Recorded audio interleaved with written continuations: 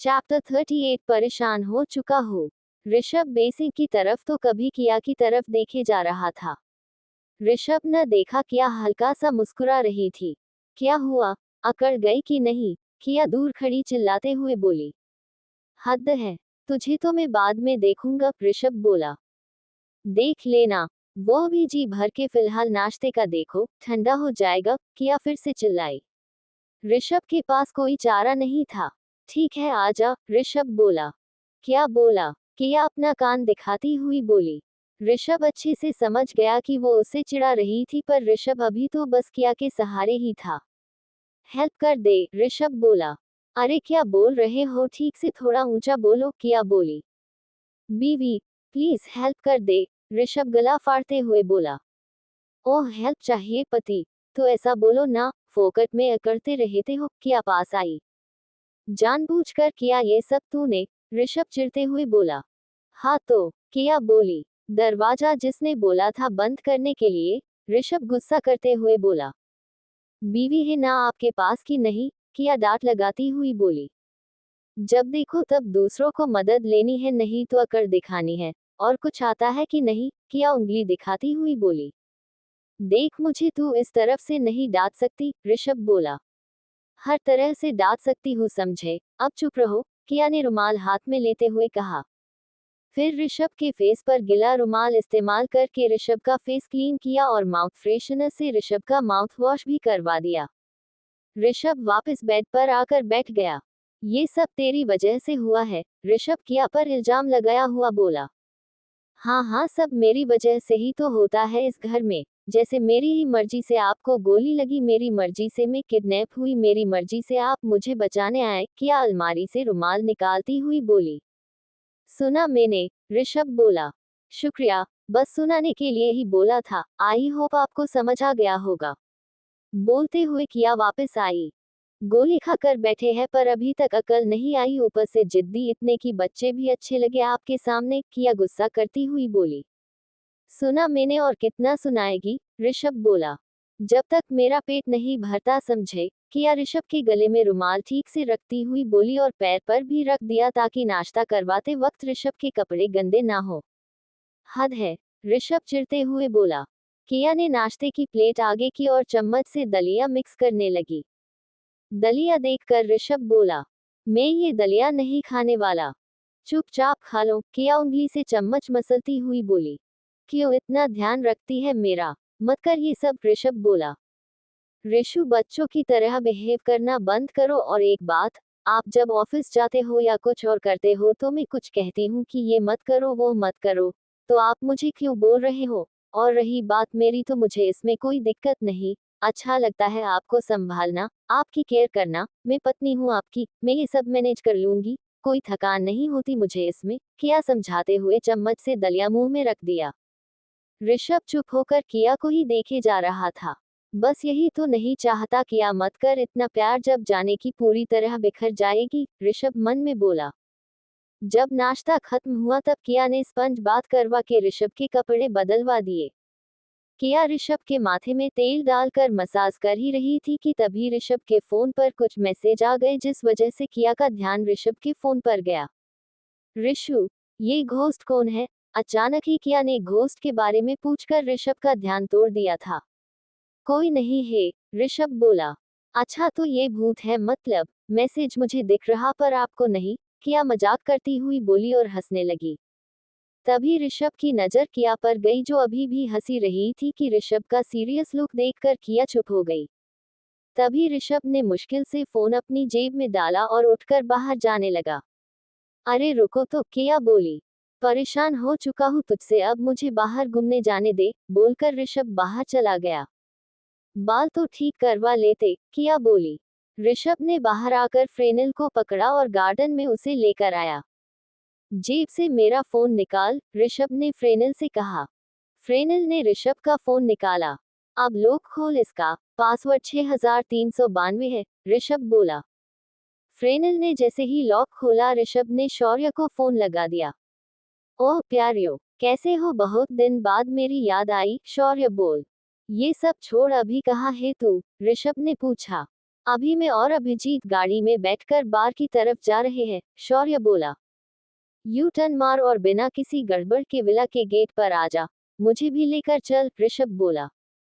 20 minute दे, अभी आया प्यारियो, शौर्य बोला। ऋषभ विला के गेट पर जाकर सिक्योरिटी गार्ड की जगह बैठ गया। थोड़ी देर बाद मर्सिडीज गाड़ी गेट पर आके रुकी। जैसे ही गेट खुला ऋषभ बाहर आया। शौर्य ने गाड़ी का ग्लास नीचे किया। जल्दी दरवाजा खोल, ऋषभ ने कहा। शौर्य ने जैसे ही दरवाजा खोला कि ऋषभ लपक कर पिछली सीट पर बैठ गया। भागा भागा, ऋषभ बोला। अरे हुआ क्या, अभिजीत बोल पड़ा। तेरी शादी हुई है, ऋषभ बोला। समझ गया, अभिजीत बोला। शौर्य हंसने लगा और गाड़ी बार की तरफ ले ली। किया रूम के अंदर अलमारी साफ कर रही थी। तभी अलमारी के ऊपर उसे वही बॉक्स दिखा जो उस पार्टी वाली रात को दिखा था। ऋषभ को गोली लगने की वजह से वो ये सब भूल ही गई थी, मगर बॉक्स को देखकर उसे वही सब याद आने लगा था। कांपते हाथों से उसने अलमारी के ऊपर से वो बॉक्स बाहर निकाला। वो खड़ी ही थी और बॉक्स के अंदर का सारा सामान देखे जा रही थी। किया की नजर एक तस्वीर पर आके रुकी। किया ने उस तस्वीर को अपने हाथ में लिया। ओए बेवकूफ, थोड़ा साइड में हट, तेरी वजह से मेरी और रिम्मी की तस्वीर ठीक से नहीं आ रही। हाँ हट जाता हूँ, अभी बोलकर साइड में हट गया। तस्वीर में रिम्मी और किया साथ में एक गार्डन में बैठी हुई थी और अभी उनसे दूर खड़ा था। काले बाल, माथे में भरपूर तेल डाला हुआ था और चेहरे पर बड़ा सा काला चश्मा। पेंट और शर्ट पहना हुआ था, बिना किसी स्टाइल से खड़ा था और स्कूल बैग पीठ पीछे डाला हुआ था। हर एंगल से पड़ाकू कीड़ा लग रहा था। तभी किसी ने अवी के ऊपर पानी की बोतल उड़ेल दी। किया अपनी यादों से बाहर आ गई। उसने झट से वो बॉक्स वापस अलमारी के ऊपर डाल दिया। किया काफी ज्यादा डर गई थी। उसका वो अतीत जिसे वो याद नहीं करना चाहती थी, जो अब सामने आकर खड़ा था। किया डरी सहमी सी अलमारी से सटकर घुटने मोड़कर नीचे बैठ गई। उसकी सांसें तेज हो गई थी, दिल की धड़कन बढ़ चुकी थी। उसने अपने दोनों हाथों से पैरों को जकड़ लिया था। ये सब ऋषु के पास कैसे? क्या अवी और ऋषु? पर मुझे कुछ समझ नहीं आ रहा। किया खुद से बातें किए जा रही थी। किया अपने बीते कल की यादों में पहुंच चुकी थी। आज बस इतना ही फ्रेंड्स। पोपो डोंट वरी, इतनी जल्दी स्टोरी खत्म नहीं होगी। अराउंड 300 चैप्टर डिजाइन हो चुके हैं, पर थकान काफी ज्यादा होती है लिखने में, इसीलिए लेट होता है। एंड वीक में एक बार तो मुझे भी छुट्टी मिलनी चाहिए ना। एंड स्वीटू, मैंने पहले भी बोला था कि हर डिटेल्स पर ध्यान दोगे तभी समझ आएगी। शायरी के जरिए ऋषभ हर बार किया को उसका दर्द और उसके साथ क्या गलत हुआ तो वो इनडायरेक्टली बताता है। फिर भी आपको समझ नहीं आई तो वेट कीजिए, मैं और तुम एपिसोड तक सब कुछ समझ में आ जाएगा, मगर सब ध्यान से देखोगे तब, और फिर मत कहना कि अभी भी समझ नहीं आया। आप सबको अगर स्टोरी सच में पसंद है तो थोड़ा तो एफर्ट डालना ही पड़ेगा, यही तो इस स्टोरी को बाकी सब स्टोरी से अलग बनाती है। और एक बात, मैंने काफी वक्त दिया है, काफी ज्यादा रिसर्च की है, प्लीज बिना सब समझे नतीजे पर मत पहुंचिए। इट्स रियली सैड, काफी ज्यादा टाइम ले लेती है ऐसी स्टोरी, ऊपर से शायरी भी आपको पसंद आए, सिचुएशन के हिसाब से बैठ पाए ऐसी लिखनी पड़ती है। कोई कॉपी पेस्ट नहीं होता, सब कुछ ओरिजिनल है। जिस चैप्टर का आपको इंतजार था वो कल से शुरू हो रहा है, राज अब खुलेंगे। देखते हैं कि आगे क्या होगा। आई होप आप सब भी एक्साइटेड हो। प्लीज सभी चैप्टर अच्छे से पढ़ना। एंड आज कम लिखा ताकि कल पूरा लिखा जा सके। Please comment, like and share कीजिए स्टोरी को। Thank you. चैप्टर 39, सच जिसने आने वाले कल को जन्म दिया। रीमा दरवाजे को पैर से खोलकर सीधा अंदर आई। उसके साथ उसी के क्लास के 2 या 3 लड़के और थे। उसने किया को देखा और फिर अवी को। दोनों फर्श पर थे। रिम्मी पास आई और किया का हाथ पकड़कर उसे खड़ा किया। यार मेरी बात तो सुन, किया बोली। चुप कर, मुझे तेरी एक भी बात नहीं सुननी। अभी चल यहाँ से। और ये चोट कैसे लगी? रीमा अवी के माथे पर देखती हुई बोली। तभी अवी के हाथ में रीमा ने किया का रुमाल देख लिया। ओह, तो ये सब तेरा किया धरा है? रीमा गुस्से से किया को देखने लगी। किया की जान हलक में आ चुकी थी। अरे वो तो मैं गिर गया था, इसकी कोई गलती नहीं। ये देख, इस लोहे की जंग लगी पाइप की वजह से हुआ, अवी किया का बचाव करते हुए बोला। तू इसका झूठा बचाव मत कर अवी, अच्छे से जानती हूँ इसे, हर बार ये नाटक करके छूट जाती है, रीमा बोली। रीमा ने किया का हाथ कस के पकड़ा हुआ था और उसे बाहर आई कर जाने लगी। यार हुआ क्या है तुझे, किया बोली। मुझे कुछ नहीं सुनना, चल यहाँ से। और तेरे इन लफंगे दोस्तों को बोल देना आइंदा से तुझसे दूर ही रहे, नहीं तो तेरे घर पर मैं सब कुछ बता दूंगी और इन लोगों को तो मैं पुलिस स्टेशन लेकर जाऊंगी, समझी, रीमा बोली। और किया को जबरदस्ती खींचकर स्कूल से बाहर लेकर जाने लगी। उसके सभी दोस्त उसके साथ चल रहे थे तो पीछे अभी भी उनके साथ ही था। वही किया के बिगड़े हुए दोस्त बाथरूम के बाहर ही खड़े थे। साला, पता नहीं ये रिम्मी हर बार बीच में कहाँ से आ जाती है, इसका तो गला काटने का मन कर रहा, अक्षय बोला। तू अभी कुछ मत कर, बहुत मुश्किल से किया हाथ में आई है। आज रात वैसे भी वो हमसे मिलने ही वाली है, संजीव ने कहा। हाँ फिलहाल जयकाल भैया ने बुलाया है, चलो यहाँ से बाद में देखेंगे, अनुज ने कहा। पर बुलाया किस लिए है, आरव बोला। पता नहीं, शायद से पूना से कोई माल आ रहा है जिसे लोड करने में उन्हें हमारी मदद चाहिए, अनुज ने बताया। इस किया को पाने के चक्कर में क्या क्या करना पड़ रहा है, अक्षय बोला। फिक्र मत कर, सब्र का फल मीठा होता है। वैसे भी उसने मुझे थप्पड़ मारा था, आज भी वो दिन नहीं भूला, तभी से ये सारा नाटक कर रहा हूँ। उसकी इज्जत को तो मैं ऐसे नीलाम करूंगा कि पूरा भोपाल याद रखेगा, आरव ने कहा। साली ने मुझे सबके सामने बेइज्जत किया था। आरव सिंह नाम है मेरा, बादल उस हद तक लूंगा कि वो पूरी जिंदगी याद रखेगी, आरव बोला। जब तक वो नामर्द अवी और कमीनी रिम्मी उसके साथ है तू कुछ नहीं कर पाएगा, अनुज ने कहा। कोई ना, मिल बांट के उसका हिसाब करेंगे, संजीव बोला। फिर सभी वहां से चले गए। भोपाल में किसी गार्डन में सभी बैठे थे। देख किया, प्लीज ये सब बंद कर दे, इन लोगों की नजर तेरे जिस्म पर ही टिकी रहती है, रीमा किया को समझाती हुई बोली। हाँ किया, वो आरव अच्छा लड़का नहीं है, तू प्लीज उससे दूर रहे, अभी बोला। बेचूजे, तुझे किसने बोला मेरे और रिम्मी के बीच बोलने के लिए? वैसे भी मैं जानती हूँ कि सेल चारों मेरे पीछे पागल कुत्तों की तरह लार टिपकाए रहते हैं, समझे, किया बोली। अगर जानती है तो क्यों ये सब कर रही, देख जहर को कभी परखा नहीं जाता, क्या कहीं तू खुद इनका शिकार ना हो जाए, रीमा ने समझाते हुए कहा। चिल कर बेब, कुछ नहीं होगा, ये किया साहा है, इन भेड़ियों को अच्छे से कंट्रोल करना जानती है, किया बोली। तभी एक फोटोग्राफर वहां आ पहुंचा। सिर्फ 50 रुपये में बढ़िया फोटो निकलवाओ, सिर्फ 50 रुपये में। ओ भाई जरा इधर आना, किया ने पास बुलाया उस फोटोग्राफर को। जी मैडम, बढ़िया फोटो खींच दूं आप सबकी, वो बोला।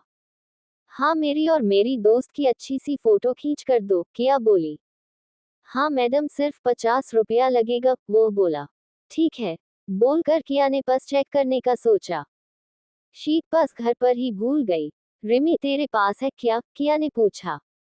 नहीं है, मैं भी नहीं लाए, वैसे भी इन सब में मुझे फालतू का खर्चा नहीं करना, तू भी मत कर, रीमा ने कहा। अरे हमारी वजह से तो इन सब का धंधा चलता है यार, तू भी क्या बात कर रही, बोलकर किया ने एक नजर अभी पर डाली। ओए भिखारी, चल पैसे निकाल, किया बोली। ठीक से बात कर, वो मेरा दोस्त है, कोई भिखारी नहीं है, रीमा गुस्से से बोली। फिर आगे कहा, और किस हक से तू उससे पैसे मांग रही, रीमा ने पूछा। अरे मेरे हुस्न के नजराने का, इसी से पूछ ले, आज इसने जो देखा सभी लड़के देखने के लिए मारे जा रहे, पता है तुझे, किया ने बेशर्मी के साथ कहा।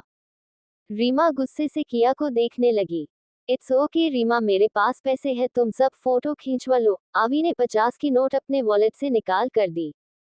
शुक्रिया मेरे आशिक, तू पक्का आगे जाएगा, आज इस कातिल हसीना की जो मदद की, तू खुद एक दिन हसीनाओं को लेकर घूमेगा, किया आंख मारती हुई बोली।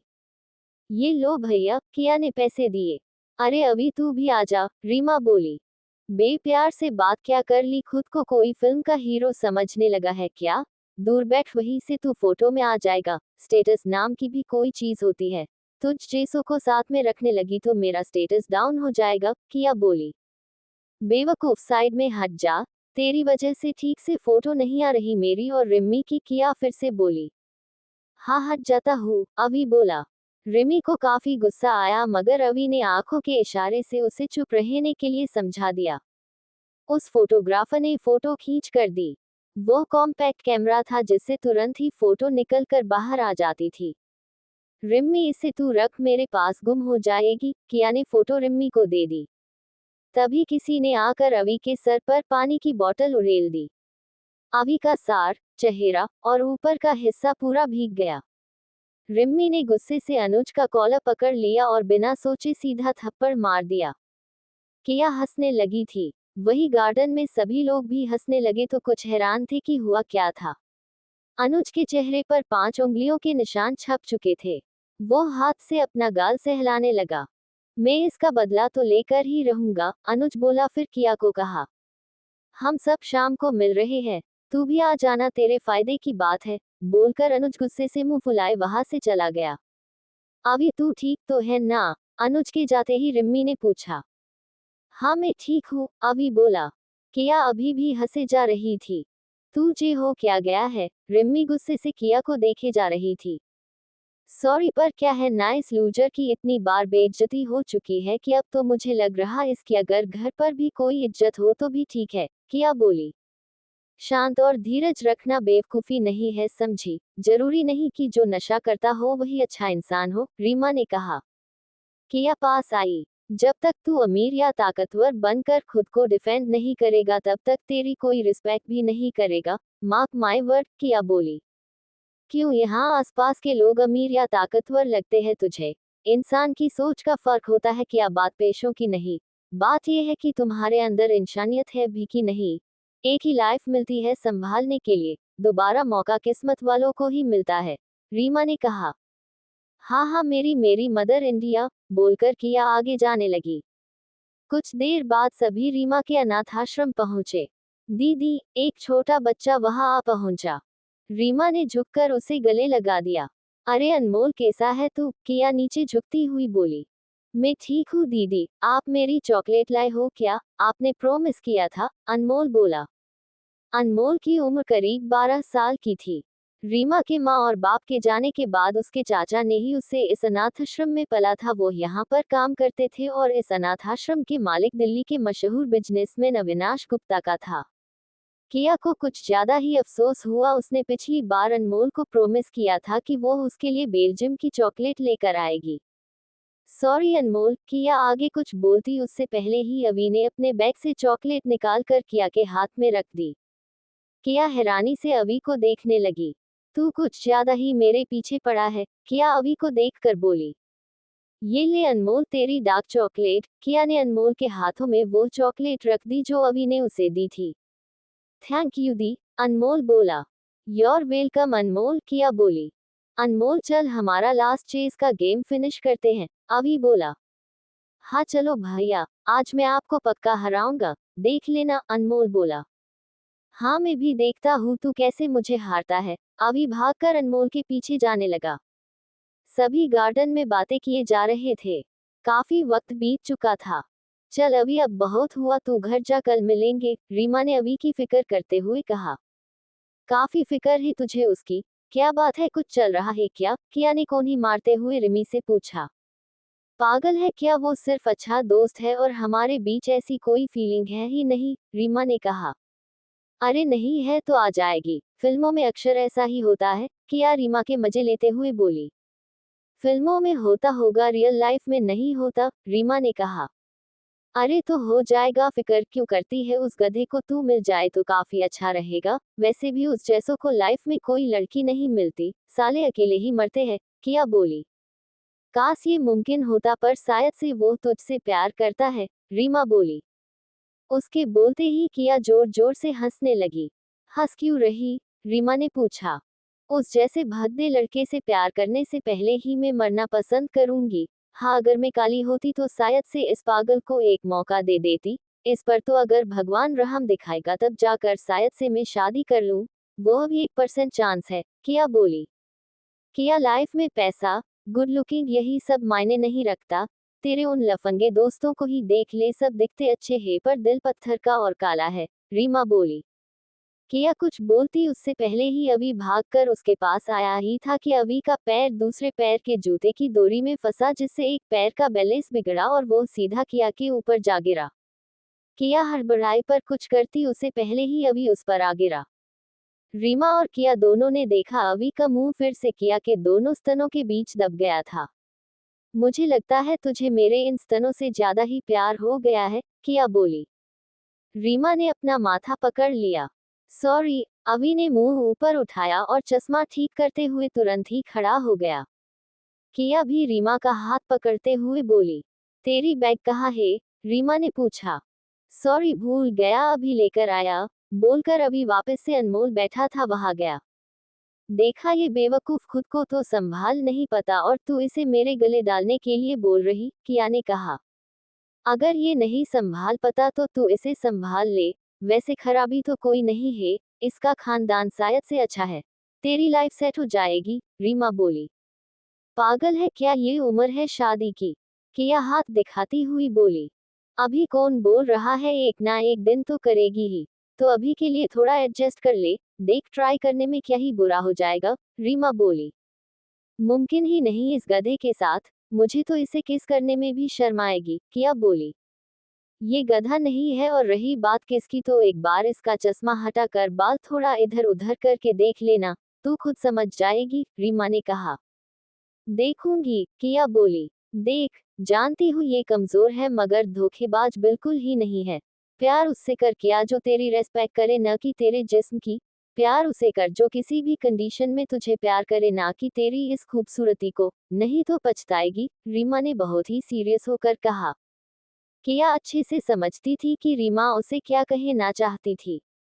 अभी वापस आया, उसने रीमा को देखकर कहा। मैं चलता हूँ रीमा, अभी बोला। अच्छा, इस किया को भी साथ ले जा, रीमा बोली। पागल है क्या, किया गुस्से से बोली। तभी रीमा ने उसे आंखें दिखाई, किया समझ गई थी कि रीमा क्या चाहती थी। हाँ मुझे भी जाना है, चल अभी, आज तेरी किस्मत खुल गई, बोलकर किया ने ना चाहते हुए भी अभी का हाथ पकड़ा और बाहर जाने लगी। अभी हैरान था, वो कुछ समझा नहीं। थोड़े आगे जाने के बाद एक पेड़ के नीचे किया रुकी और अवी का हाथ छोड़ा। वो अवी के और पास आई। अवी पेड़ से सटकर खड़ा हो गया। ये क्या कर रही हो, अवी हकलाता हुआ बोला। किया और पास आई, फिर बोली। 2 मिनट के लिए अपना चश्मा उतार, किया की बात सुनकर अवी डरा, उसे लगा किया उसे थप्पड़ मारेगी क्योंकि अवी उसके ऊपर आकर गिरा था। सॉरी, मेरी गलती नहीं थी, किया। अभी आगे कुछ बोलता उससे पहले ही किया ने अवी का चश्मा जबरदस्ती खींचकर उतार दिया। अवी काफी डर गया था। किया बस अवी को ही देखे जा रही थी। वो खामोश थी तो अवी भी चुप खड़ा था। किया ने आज तक इतना हैंडसम चेहरा नहीं देखा था। हल्की नीली सी आंखें, गोरे चेहरे पर ठीक से 4 चांद लगाते काले बाल, किया एक पल के लिए तो खो सी गई थी। क्या हुआ, अवी बोला। किया ख्यालों से बाहर आई। उसने अवी के बालों को बिखेर दिया। किया हैरान थी कि आखिर अवी इतना हैंडसम कैसे था, काले चश्मे के पीछे इतना अट्रैक्टिव फेस, किया को यकीन नहीं हो रहा था। किया ने ध्यान से अपने हाथ से पकड़े उस चश्मे को देखा, फिर वापस से वो चश्मा अवी को पहना दिया। हम तो सच में ये चश्मा जो बाबा आजम के जमाने का तेरे लुक को ही खाए जा रहा है, किया कुछ सोचती हुई बोली। सुन, तू एक काम कर, बाजार से अच्छे से लेंस खरीद कर पहन लेना, और बाल ठीक से बना कर आना, यूं चप्पू की तरह नहीं, समझा, किया बोली। पर क्यों, अभी भोली सी सूरत बनाए पूछा।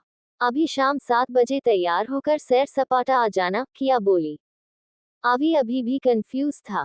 किया नजदीक आई और अपने दोनों हाथ अभी के आसपास पेड़ पर रखकर अभी को बीच में फंसा दिया। तू सच में बेवकूफ है या एक्टिंग कर रहा, किया ने पूछा। क्या बोल रही हो, समझ नहीं आया, अभी बोला। डेट पर जाने के लिए, रीमा ने कहा, तू मुझे लाइक करता है इसीलिए तुझे एक बार अच्छे से परख कर देखना चाहती हूँ कि तू मेरे लायक है कि नहीं, बोलकर किया मुड़कर जाने लगी। पर फिर रुकी और बोली, और एक बात, थोड़ा ठीक से तैयार होकर आना, तेरा भविष्य दांव पर लगा हुआ है, फिर बोलना मत, मैंने वार्न नहीं किया ने जवाब दिया। अभी जाती हुआ किया को देखे जा रहा था। शायद वो खुश था पर कहीं ज्यादा कंफ्यूज था। चल रिम्मी, दोस्ती के लिए इस गधे को एक मौका देती हूँ, वैसे भी ये कभी बदलने नहीं वाला, पर फिर अफसोस ना रहे, इसीलिए एक मौका तो खुद के लिए बनता है, किया चलती हुई खुद से कहती है। पीछे से अचानक किसी ने किया के कंधे पर हाथ रख दिया। किया किया अचानक चलती हुई किया रुकी और पीछे मुड़कर देखने लगी। ऋषु, सामने ऋषभ खड़ा हुआ किया को आवाज लगा रहा था। किया हैरानी से ऋषभ को देखे जा रही थी। किया को कुछ समझ नहीं आया, तभी ऋषभ का बोलना तेज हो गया और किया की नींद खुल हुई। हाँ हो, किया जोर जोर से सांसें लेने लगी थी। उसका चेहरा पूरा पसीने से भीग चुका था। बीवी, तुम ठीक तो हो? कहीं यमराज तो नहीं आए थे तुम्हारे सपने में मुझे मारने का ऑफर देने? ऋषभ बोला। ऋषु, किया अभी भी हाफ रही थी, फिर अचानक अलमारी के पास से खड़ी हुई। यहाँ पर सोना बुरी बात है बीवी, नींद आ रही थी तो बिस्तर खाली पड़ा था, ऋषभ बोला। किया ने एक गहरी सांस ली, फिर ऋषभ से पूछा, कहाँ थे आप? मैं खाने में, ऋषभ बोला। मजाक नहीं, किया बोली। अरे बीवी, दोस्तों के साथ था, बार में, ऋषभ बोला। मना किया था ना, बोलकर किया ने ऋषभ को पकड़ा और जबरदस्ती बेड पर बिठाकर उसका शोल्डर सपोर्ट चेक करने लगी। यार कुछ नहीं हुआ मुझे, ऋषभ ऊपर देखकर बोला।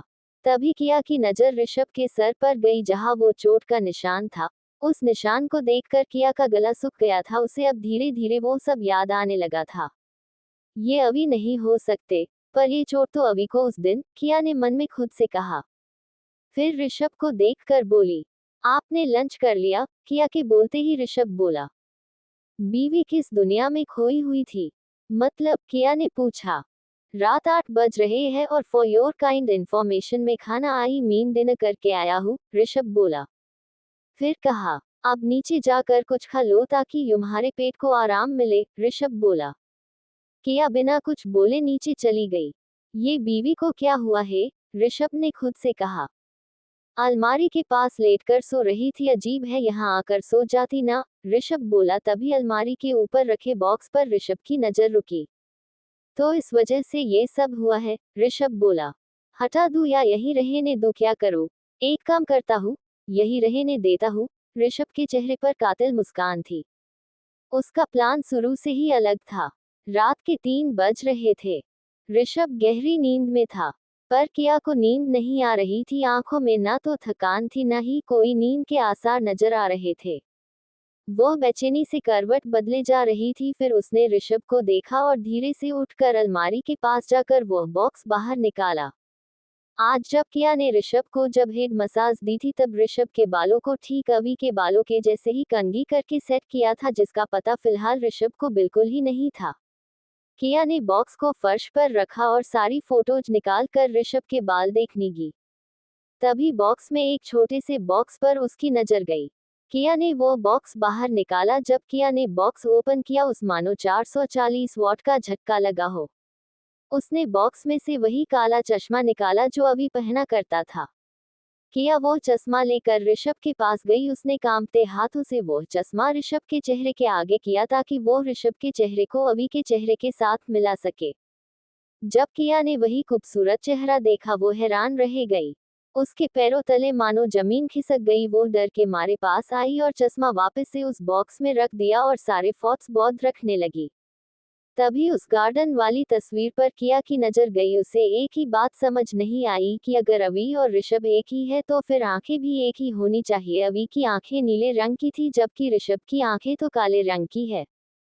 मगर किया कंफर्म हो चुकी थी कि ये वही अवी जिससे किया नफरत किया करती थी। उसने सारा सामान समेटकर बॉक्स वापस अलमारी के ऊपर रख दिया और बाहर चली गई। करीब 15 मिनट बाद वो रूम में आई और ऋषभ के सामने खड़ी होकर बस चुपचाप ऋषभ को ही देख जा रही थी। किया के हाथ में किचन नाइफ थी। करीब 10 मिनट ऐसे ही निकल गए थे। तुम अगर अभी हो तो मैं तुम्हें यही मार दूंगी, तुम्हारा गला काट दूंगी, बोलकर किया आगे बढ़ी। किया ने धीरे से चाकू ऋषभ के गर्दन के पास रखा। तभी उसे ऋषभ की आवाज सुनाई दी। बीवी, तुम क्यों ऐसी हो? ऋषभ के बोलते ही किया मानो हैरानी से चाकू की तरफ तो कभी ऋषभ की तरफ देखे जा रही थी। गनीमत थी कि ऋषभ को डॉक्टर ने कुछ दिन के लिए नींद की गोली प्रिस्क्राइब की थी और उसी वजह से ऋषभ घोड़े बेचकर सोया हुआ था। किया ने खुद से कहा, नहीं नहीं, ये मैं क्या कर रही हूँ, ये मेरे ऋषु है, बोलकर किया धीरे से बाथरूम में आकर बाथरूम अंदर से बंद कर दिया। ये मैं क्या पागलपन करने वाली थी, किया खुद को सामने रखे बड़े से आईने में देखती हुई बोली। वो आईना पूरी बाथरूम की दीवार को कवर कर रहा था, इतना बड़ा था और बाथरूम तो किसी 5 स्टार होटल के बाथरूम से भी 3 गुना ज्यादा बड़ा था। उस अवि को मैं मार दूंगी, किया बोली। नहीं, मैं ऋषभ को नहीं मार सकती, वो मेरे पति है, प्यार करती हूँ मैं उनसे, किया बोली। मार दे, मार दे, तू सिर्फ खुद से प्यार करती है, किया। किया के दिमाग में आवाज गूंजने लगी। बस करो, किया ने चाकू पकड़े ही अपने दोनों कानों को हाथ से दबा दिया। तू कमजोर है, मैं ही सब कुछ हूँ, तू कुछ नहीं है, किया। बस कर ये नाटक, मार दे उस अवि को, वैसे भी वो तुझे पसंद नहीं था, किया ने खुद से कहा। नहीं, वो मेरे ऋषु है, तुझे मैं उन्हें कोई नुकसान नहीं पहुंचाने दूंगी, किया अपना चाकू वाला हाथ पकड़ती हुई बोली।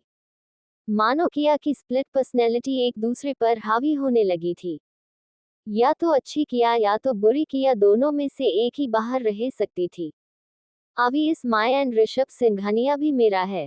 हा हा हा, किया हंसने लगी थी। ऋषभ सिंघानिया, हा न, किया आईने में देखती हुई बोली। उसने एक हाथ अपना आईने पर रखा और खुद को देखने लगी।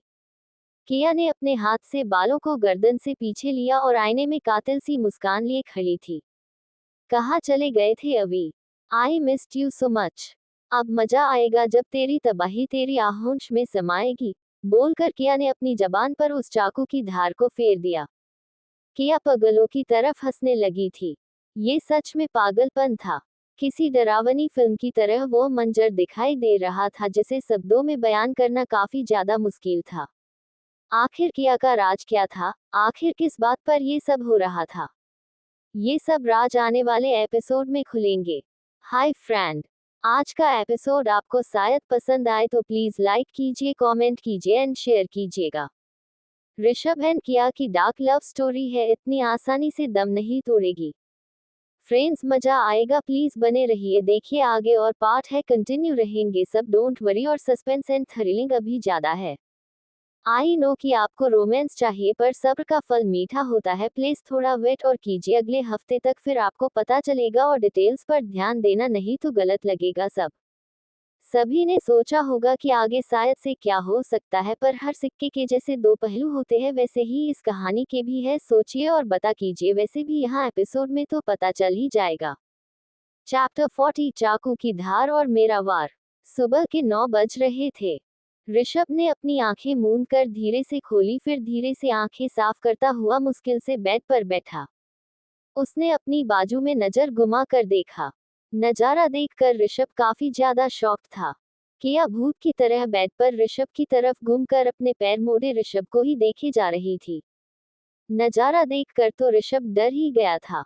अब इमेजिन करो आप सो रहे हो और नींद खुलते ही आपका पार्टनर बेड पर बैठा उल्लू की तरफ बिना किसी आवाज के आपको देखे जा रहा हो, बिना कोई हरकत किए, तो आपकी फटकर डेफिनेटली 4 हो जाएगी। वही हालत अभी ऋषभ की थी, और उस हालत में 4 चांद लगाने का काम किया ने, जो हाथ में खंजर पकड़ा हुआ था, उसी ने किया था। ऋषभ ने देखा, घुटने मोड़ किया बिस्तर पर उसी को देखे जा रही थी और दोनों हाथों से घुटनों को पकड़ा हुआ था, और किया के एक हाथ में खंजर था, यानी किचन नाइफ थी। नजारा किसी भूतिया मूवी की तरह था। उठो और सामने आंखें बड़ी करके कोई चुड़ैल पास बैठी आपको घूर रही हो, पर यहाँ किया की आंखें बड़ी नहीं थी, तो ऐसा कुछ इमेजिन मत करना। किया बस ऋषभ को देखे जा रही थी। किया, तू इतनी सुबह ये सब क्या है? तेरे हाथ में नाइफ कहाँ से आई? ऋषभ ने पूछा।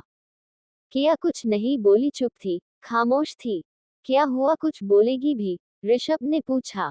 पर फिर भी किया ने कोई जवाब नहीं दिया, वो बस ऋषभ को देखे जा रही थी। अब तो सच में ऋषभ डरने लगा था। मत दे जवाब, जा रहा हूँ यहाँ से, बोलकर ऋषभ थोड़ा सा आगे को तरफ सरका, जिससे बिस्तर की चादर भी खींच गई। ऋषभ ने पैर फर्श पर रखे ही थे कि अचानक उसकी गर्दन के आगे चाकू आ गया। ऋषभ को एहसास हुआ कि किया उसके पीछे आ चुकी थी। अचानक ही किया ने पीछे से ऋषभ को अपने दोनों हाथों से जकड़ लिया था। किया अपने एक हाथ को आगे से लिपटा कर ऋषभ की छाती पर पकड़ बनाई हुई थी, तो गर्दन आगे ऋषभ के कंधे पर लाकर रख दी और चाकू वाले हाथ से चाकू आगे से ऋषभ की गर्दन पर रख दिया। वो चाहती तो एक झटके में ऋषभ का राम राम सत्य हो जाता और दूसरी ही सेकंड में ऋषभ की अपॉइंटमेंट यमराज के साथ फिक्स होती। तू मारना चाहती है तो यही मौका है, तेरे इस चाकू की धार और मेरा वार, दोनों में से एक ही बचेगा, ऋषभ बोला। मैं क्या अहमियत रखती हूँ ऋषु? किया की आवाज शांत थी और आवाज में मायूसी साफ साफ झलक रही थी। क्यों जानना चाहती है? ऋषभ ने पूछा। हक है मेरा, इसमें मुझे किसी की परमिशन नहीं चाहिए, किया बोली। हाँ तुझे परमिशन नहीं चाहिए, ऋषभ बोला। तो बताओ ऋषु, किया ने पूछा। अच्छा तरीका है अपनी बात मनवाने का, सीधा चाकू। नॉट बैड बीवी, ऋषभ बोला। तभी किया ने चाकू की नोक ऋषभ के गले में धंसा दी, जिससे ऋषभ को दर्द हुआ, पर उसने कोई रिएक्शन नहीं दिया। बस हमेशा की तरफ शांत और चुप था। मगर उस दर्द का इफेक्ट यही था कि ऋषभ की गर्दन से खून निकला, ज्यादा नहीं, हल्का सा। बोला था ना आपकी तबाही हूँ, जो सर चढ़ कर बोलेगी, किया ऋषभ के गालों पर अपने होठों का रस बिखेरती हुई बोली। तू वाकई मेरी तबाही है माशुकाना, ऋषभ कातिल स्माइल होठों पर लाता हुआ बोला। किया की सेक्स ड्राइव कुछ ज्यादा ही थी। उसने ऋषभ की टी शर्ट को खींचा और गर्दन पर तो कभी कंधे पर किस करने लगी थी।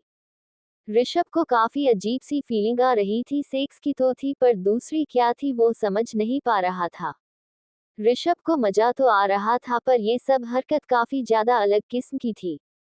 बताओ मुझे क्या वैल्यू है मेरी आपकी लाइफ में ऋषु, क्या ऋषभ को किस करती हुई बोली।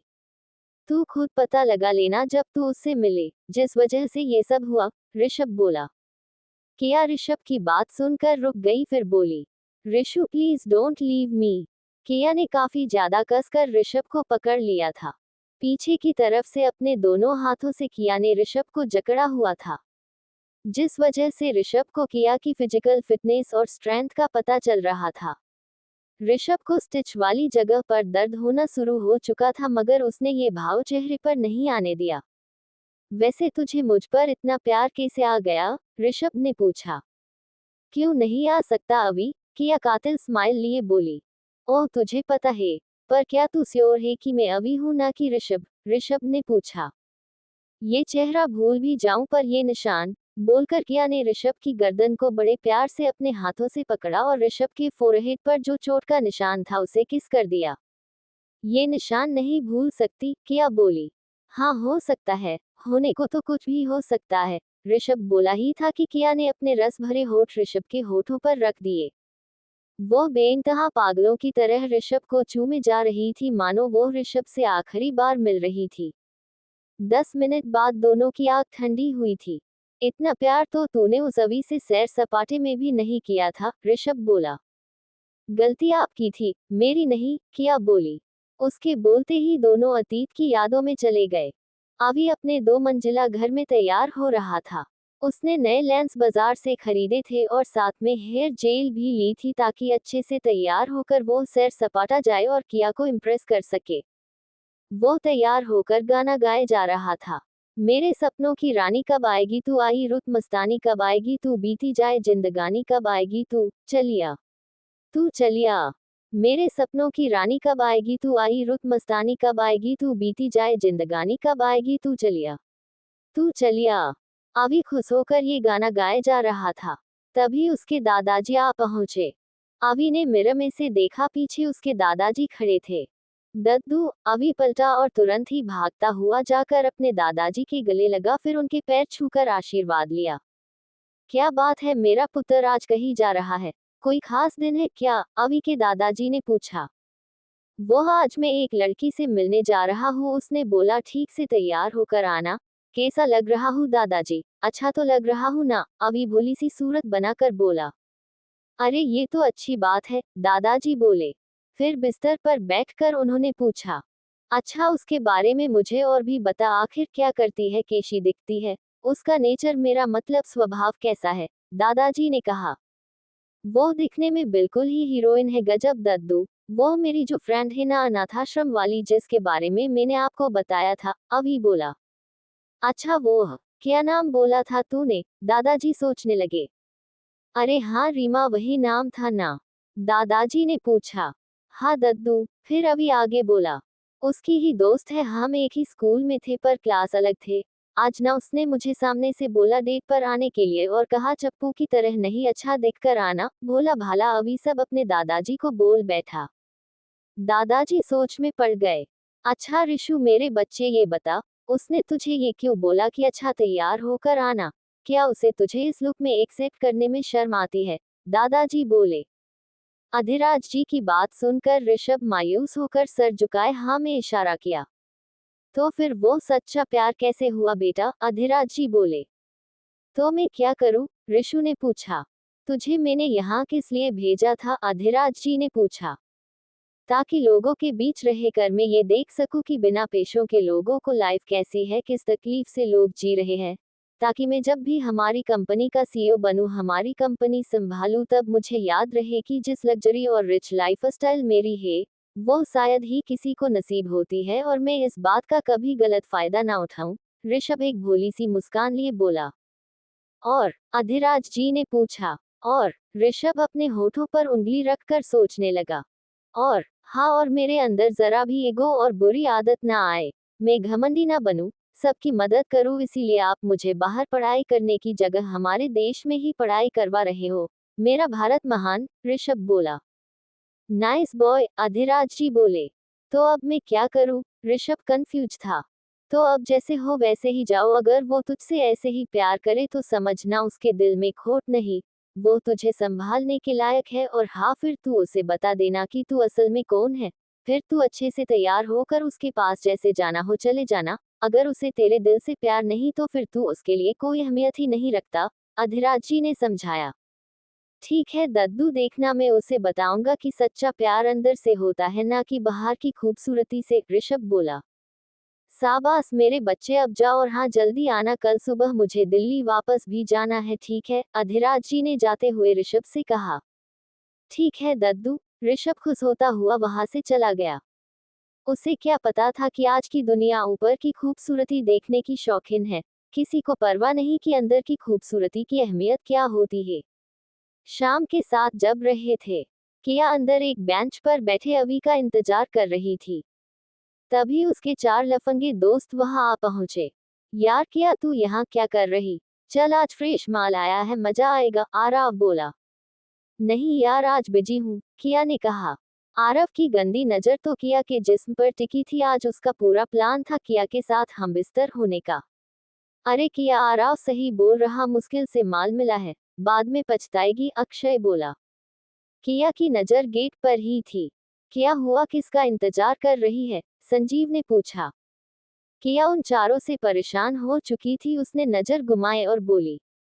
मेरे आगे पीछे यूं कुत्तों की तरह दुम हिलाने से अच्छा है अपने उस दो टेक के बॉस के पास वापिस चले जाओ। क्या नाम था? और हाँ, जयराज पर बदल कर जयकाल रख दिया, काफी सूट करता है उस पर, किया सभी को नीचा दिखाती हुई बोली। किया जबान संभाल कर, हमारे बॉस की वजह से ही तुझे इतना बढ़िया माल मिलता है, आरव बोला। मिलता था पर अब नहीं, किया बोली। मतलब, आरव ने पूछा। मतलब कि मुझे तुम जैसे गधों की जरूरत नहीं, और रही बात उस ड्रग्स की तो मैं बस बोल देती हूँ कि आइंदा से ये सब मेरे सामने मत करना, मैंने अब छोड़ दिया है सब कुछ, किया ने बताया। 2 दिन बाद तू ही मांगेगी, सोच ले, फिर बोलना मत, संजीव ने कहा। उससे पहले मैं रिहेबिलिटेशन सेंटर चली जाऊंगी, किया मुस्कुराते हुए बोली। तभी अभी वहां आ पहुंचा। हाय किया, अभी बोला ही था कि सभी उसे देखने लगे। किया शॉक थी। अवी ने वही काले बड़े से चश्मे और पुराने जमाने को हेयर स्टाइल रखी थी, तो पुराना सिंपल सा शर्ट के ऊपर सिंपल पेंट पहनी थी, जिससे वो पूरा चप्पू ही दिख रहा था। अब ये गधा कहाँ से आ गया? आरव हंसते हुए बोला। किया ने बुलाया है डेट पर, अवी हिम्मत करके बोला। सभी जोर जोर से हंसने लगे। 1 मिनट, हाँ, बोलकर आरव ने फोन निकालकर ऋषभ और किया की तस्वीर ले ली। इसे तो ग्रुप में डालूंगा, दिवा विथ लूजर के नाम से, आरव ने कहा। वो लोग कुछ ज्यादा ही हंसने लगे थे, जिस वजह से आसपास के लोगों का ध्यान भी उनकी तरह ही था। किया गुस्से से खड़ी हुई। यार किया, इससे बेहतर तो रास्ते पर चल रहे भिखारी ही होते हैं, उनके साथ डेट कर लेती, कम से कम एक अच्छी सी रोटी का टुकड़ा तो मिल ही जाता। इस भिखारी के पास तो चिंगम चबाने के पैसे हो, तो वो भी ठीक होगा, अक्षय बोला। सभी फिर से हंसने लगे। सबके सामने किया की इज्जत की धज्जियां उड़ चुकी थी। को बहुत ही ज्यादा फैशनेबल होकर आई थी, रीमा की वजह से उसने एक मौका अवी को देने के लिए वो मान गई थी। पर अवी के भोलेपन ने सब उल्टा कर दिया। आज के बाद मैं तुम में से किसी की शकल तक नहीं देखना चाहती, बोलकर किया उठ खड़ी हुई और बाहर जाने लगी। अरे किया, बोलते हुए अवी ने किया का हाथ पकड़ लिया। किया ने मुड़कर जोर से तमाचा अवी के गाल पर जड़ दिया। कुछ वक्त के लिए तो अवी को आसपास का सब डबल दिखने लगा था। आसपास के सभी उस सभी को ही देखे जा रहे थे। आइंदा से मुझे हाथ भी मत लगाना, नहीं तो हाथ तोड़ दूंगी। मैं ही गलत थी, तुझ जैसे भिखारी से मैं कोई भी उम्मीद नहीं लगा सकती। शेम ऑन यू, धरती पर बोझ हो तुम, मर क्यों नहीं जाते, पता नहीं तुम्हारी माँ कैसे तुम्हें बर्दाश्त कर लेती होगी। बोलकर किया वहां से बाहर निकल गई। लूजर, आरव बोला। इसका तो नया नाम भी आ गया, धरती का बोझ। संजीव हंसते हुए बोला। चलो यहाँ से, इसका हिसाब तो बाद में करेंगे, अक्षय बोला। सभी वहां से चले गए। अभी चुप होकर वही आंखों में आंसू लिए खड़ा था और आइसक्रीम की दुकान के पीछे खड़ी रीमा भी आंखों में आंसू लिए अभी को देखे जा रही थी। सब मेरी वजह से हुआ, काश मैंने किया से अभी के लिए बोला ही ना होता और थोड़ा जल्दी आ जाती। कितनी बड़ी गलती हो गई मुझसे, किया तूने बिन माँ के बच्चे पर इस तरह ये सब बोला। तुझे मैं कभी माफ नहीं करूंगी। रीमा काफी ज्यादा दुखी हो गई थी। किया और ऋषभ अतीत से बाहर आ चुके थे। किया की आंखें शायद से नम थी, वही ऋषभ चुप बैठा सामने की तरफ देखे जा रहा था। चल मैं बाहर जा रहा हूँ, ऋषभ बोलकर उठा ही था कि उसे कुछ ज्यादा ही दर्द होने लगा था। वो एक पल के लिए ठिठक गया और फिर दूसरे ही पल अलमारी के पास जाकर एक हाथ से अलमारी खोलकर अपनी टी शर्ट और ट्रैक निकालने लगा। किया उठकर उसके पास आई। किया के हाथ से अब चाकू नीचे गिर चुका था। किया ने ऋषभ को पलटाया, तभी उसकी नजर ऋषभ के शोल्डर सपोर्ट पर गई। उसने देखा टांके जिस जगह लगे हुए थे वहां से खून निकल रहा था, मगर ऋषभ को तो कोई फर्क ही नहीं पड़ रहा था। किया ने ऋषभ का हाथ पकड़ा और बेड पर बिठाया। मत कर, ऋषभ बोला। पर क्यों, आपको दर्द हो रहा है ना, किया मासूमियत से बोली। आदत पड़ चुकी है दर्द की, मेरी वजह से, किया बोली। न जख्म भरे, न शराब सहारा बनी, तू माशुकाना खंजर के सहारे मरहम बनकर वापस आई। दिल तब भी टूटा था, खामोश आज भी तू है। मैं तब भी बर्बाद था, तबाही आज भी तू है, ऋषभ बोला। अगर मैं तबाही हूँ तो वही सही, मगर फासले इतने भी मुझे मंजूर नहीं। सर चढ़कर प्यार कर बैठी हूँ। तू पागलपन नहीं, अब तो जिद है मेरी। इतनी आसानी से छोड़ दूँ, इतनी भी बेवकूफ नहीं। हद से ज्यादा प्यार किया है मैंने। अगर मौत भी आ जाए तो कोई गम नहीं। बस एक बात जरूर कहूंगी मेरे परवाने, क्षमा ही सही मगर किसी और की नहीं। किया ऋषभ के चेहरे पर अपना मासूमियत से भरा हाथ रखती हुई बोली। ऋषभ ने आंखें बंद करी, मगर नतीजा यही थी कि आंखों से आंसू गम बनकर निकलने लगे थे। शायद यही उनका मुकद्दर था जो सर चढ़कर बोलने लगा था। किया की आंखों से बहते अंशु इस बात की गवाही दे रहे थे कि नफरत थी कि नहीं वो नहीं पता था, मगर प्यार टूटकर वो कर बैठी थी। किया ने धीरे से ऋषभ का सपोर्ट ठीक से बांधा और ऋषभ का हाथ पकड़कर उसे बाहर लेकर हॉस्पिटल के लिए निकल गई। हाय फ्रेंड्स, काफी लोगों को शिकायत हुई है, पर थोड़ा वेट कीजिए, जिद और जुनून के टकराने का तभी प्यार या नफरत सर चढ़कर बोलेगी। ऋषभ काफी ज्यादा हट था, लाइक पहले ही बोला था, काफी ज्यादा शेड्स है, कैरेक्टर में काफी यूनिक डिजाइन किया है मैंने, और किया ऐसे ही तबाही नहीं है ऋषभ की। ये तो आने वाला वक्त ही बताएगा। एक और बात जो आप सोचोगे उसे उल्टा ही निकलेगा, हालांकि शायद से आप लोग समझ जाओगे, पर जो आसानी से दिखेगा वो तो बिल्कुल ही नहीं होगा। तो wait and watch. I hope आज के एपिसोड से सेटिस्फाई होंगे। आज जल्दी डाला है, प्लीज शेयर कीजिए, लाइक कीजिए एंड कमेंट कीजिए। और बहुत ज्यादा नहीं लिखा क्योंकि फिर आज सब बोर हो जाओगे, इसीलिए। अनलेस वानी वेट कर लो थोड़ा। Thank you.